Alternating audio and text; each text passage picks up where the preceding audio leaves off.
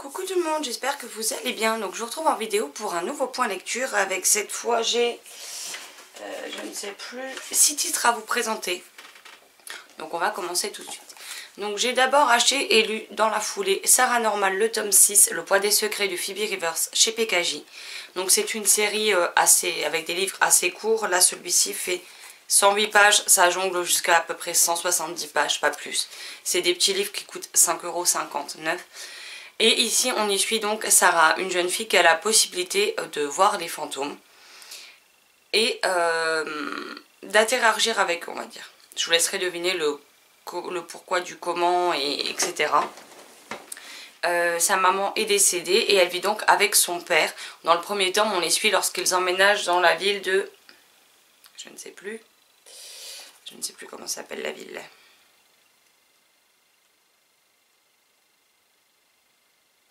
Bref, c'est pas le plus important. Donc ils emménagent dans une petite ville en bord de mer et ils vont vivre dans la maison de Lady Azura. En fait, elle leur loue tout le 2e étage en échange de réparations dans la maison que se fera son père.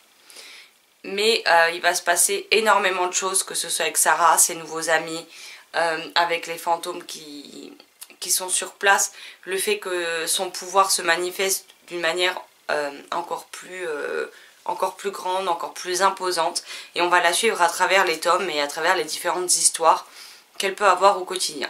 C'est une série que j'aime énormément, ce tome 6 ne déroge pas à la règle, j'ai beaucoup aimé, j'aurais aimé qu'il soit un peu plus gros parce que j'ai jamais envie vraiment de quitter Sarah et ses histoires, mais voilà, c'est une série que je vous recommande fortement, elle est conseillée à partir de 8 ans, c'est écrit de façon très aérée. Franchement c'est génial, si les enfants ou les adultes qui aiment la littérature jeunesse aiment tout ce qui est les fantômes, c'est une autre façon de voir les choses et notamment si vous aimez Ghost Whisperer, je pense que ça devrait vous plaire, sauf que là ce n'est pas une adulte mais bien une enfant qu'on suit. J'aime beaucoup son personnage, je suis très attachée à Sarah et j'ai hâte que le prochain tome sorte. Ensuite un livre dont je vais vous parler mais rapidement parce que je pense que tout le monde connaît, il s'agit de Twilight, le tome 3. Hésitation de Stéphanie Meyer. Oui, je regarde le titre parce que je confonds toujours avec le 2, je ne sais pas pourquoi. Donc voilà, je confonds toujours Tentation et Hésitation, ne me demandez pas pourquoi, ça fait 150 fois que je vois les DVD, mais je n'y arrive pas. Donc comme d'habitude, j'ai pris un énorme plaisir à relire ce tome 3. Il y a pas mal de choses que j'avais oubliées, puisque dans le film on n'a pas tout, ce qui est normal. Et je suis fan, j'aime vraiment cette série. Je vais probablement me faire jeter des cailloux, mais je vais finir par le dire.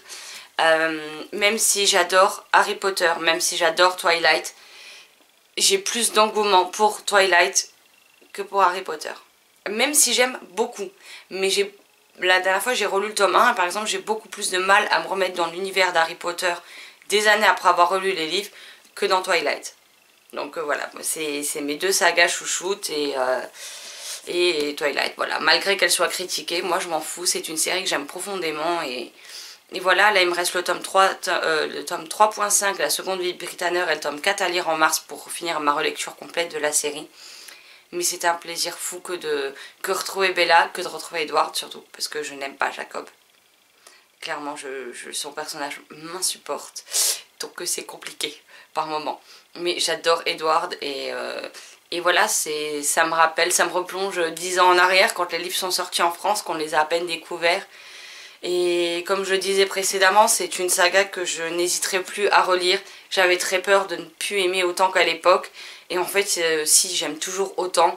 Et j'espère bien me les relire tous les ans ou tous les 2 ans. Donc voilà. Maintenant, je vous propose de découvrir un album jeunesse tout mignon qui est sorti le 6 mars dernier. Qui coûte 5,25 € avec des thèmes comme la désobéissance, la solidarité et les parents. Et il s'agit donc de 3 petits lapins. Écrit par Zemanel et illustré par Amélie Dufour chez Flammarion dans leur collection Père Castor. Donc c'est un album vraiment trop mignon. Clairement, il est trop mignon. J'ai beaucoup aimé l'histoire, j'aime beaucoup les dessins. Vous savez que moi dans les albums jeunesse, j'accorde une grande importance aux dessins.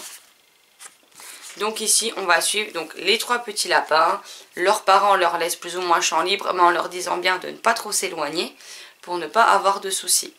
Malheureusement ils vont pas être très obéissants, en plus ils croisent des créatures comme, alors il y a des abeilles, il y a des papillons, il y a des fourmis et vous allez voir qu'ils ne sont pas forcément très très sympathique avec eux. Jusqu'au moment où ils vont tomber dans les ennuis jusqu'au cou. Et les animaux qu'ils ont embêtés précédemment vont les voir et décident de ne pas les aider puisqu'ils n'ont pas été gentils avec eux.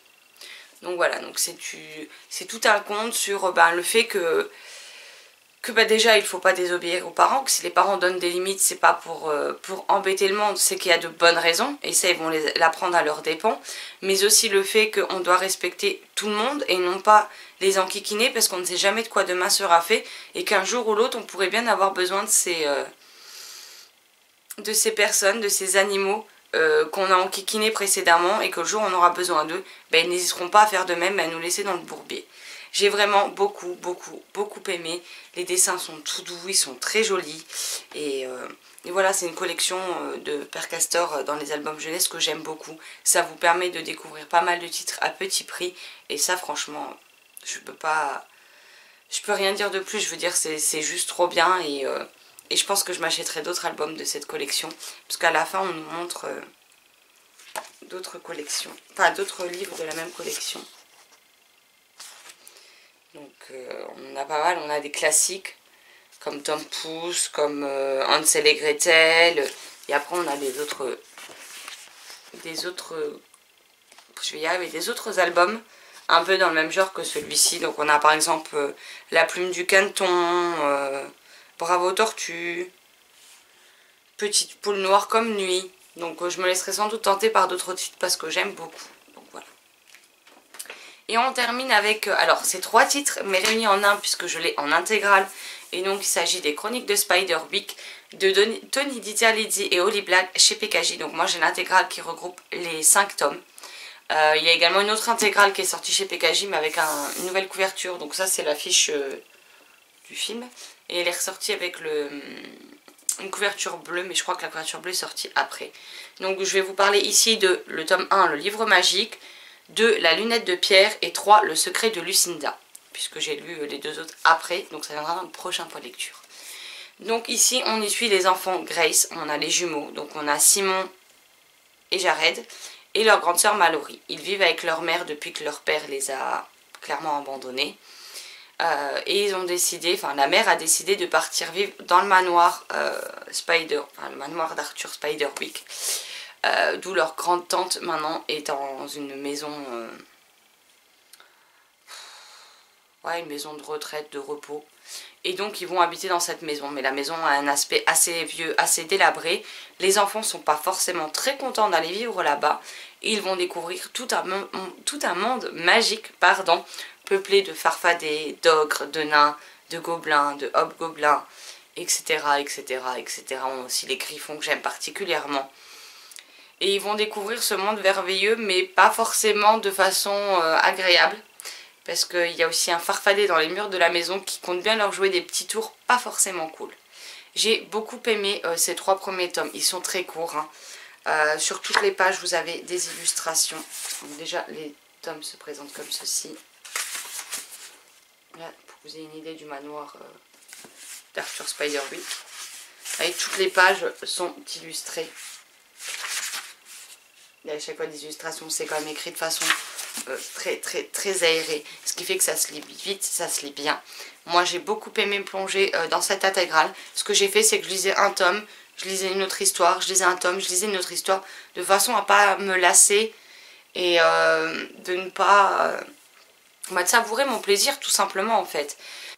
Même si cette histoire reste très jeunesse, les auteurs ne prennent pas les lecteurs pour des idiots. Chose que j'ai grandement appréciée. Et on nous distille des informations au fur et à mesure. On rencontre différentes créatures au fur et à mesure des tomes. On voit que les relations avec leur mère n'est pas toujours simple parce que Jared est toujours pris la main dans le sac de bêtises dont il n'est pas forcément coupable. Donc c'est toujours lui qui prend, c'est toujours lui qui est fautif aux yeux de sa mère. Et il le vit plutôt mal, faut être honnête. On a Simon qui adore les animaux. On a Mallory qui fait de l'escrime. Et les relations entre ces 3-là ne sont pas non plus toujours simples. Ils ne se comprennent pas toujours. Ils sont rarement d'accord. Et là, ils vont devoir faire face ensemble pour se sortir du bourbier dans lequel ils ont été entraînés plus ou moins malgré eux. Et j'aime beaucoup la façon dont les auteurs ont amené cette histoire. Je sais que, pour avoir lu le 5e, qu'apparemment il y a d'autres histoires. J'avais vu ça sur les sites internet. des sites marchands. Et apparemment il y aurait des tomes qui suivent celui-ci, même si on peut s'arrêter aux chroniques de Spiderwick. Mais du coup je pense que je verrai pour me les procurer d'occasion et continuer à suivre les enfants Grace. Mais j'ai beaucoup aimé, je pense que les lecteurs pourront grandement apprécier. Alors je ne sais pas, sur l'intégrale c'est pas précisé à partir de quel âge c'est. Maintenant je pense qu'à partir de 8 ans, vu qu'ils existent aussi en tomes individuels, en poche je crois. C'est pareil, c'est écrit assez gros, je pense qu'à partir de 8-9 ans, il n'y a aucun souci pour qu'ils puissent le découvrir. En plus, comme je vous disais, il y a beaucoup d'illustrations, donc ça permet aux enfants de mieux visualiser les choses, de fluidifier aussi leur lecture, et je pense que ça pourra plaire au plus grand nombre. Surtout que là, il n'y a pas de genre, je veux dire, on a 2 jumeaux, garçons, une fille, et puis quand il s'agit de magie, honnêtement, je pense que ça peut ravir tout le monde, peu importe qui est le personnage principal. Mais en tout cas, si vous ne connaissez pas encore, je peux vous le recommander. Je sais qu'on trouve facilement les intégrales aussi bien que les tomes uniques d'occasion. Donc n'hésitez pas à découvrir cette série. Voilà pour ce point lecture. Donc je vous ai présenté 6 titres, même s'il y en a 3 dont je vous ai parlé ensemble. Parce que je ne vais pas détailler tous les tomes pour ne spoiler personne. Surtout que c'est assez court. Ça se lit très vite, donc je vous laisse la découvrir. Donc je vous laisse un maximum la surprise pour que vous preniez plaisir à découvrir ce titre. J'espère que le point lecture vous aura plu. N'hésitez pas à me dire si vous connaissez ces titres, s'ils vous font envie, si vous les avez lus, si vous les avez aimés ou non. Et n'hésitez pas à me dire quelles sont vos dernières lectures. Sur ce, je vous souhaite une excellente journée, de belles lectures et je vous dis à très vite dans une prochaine vidéo. Bye bye.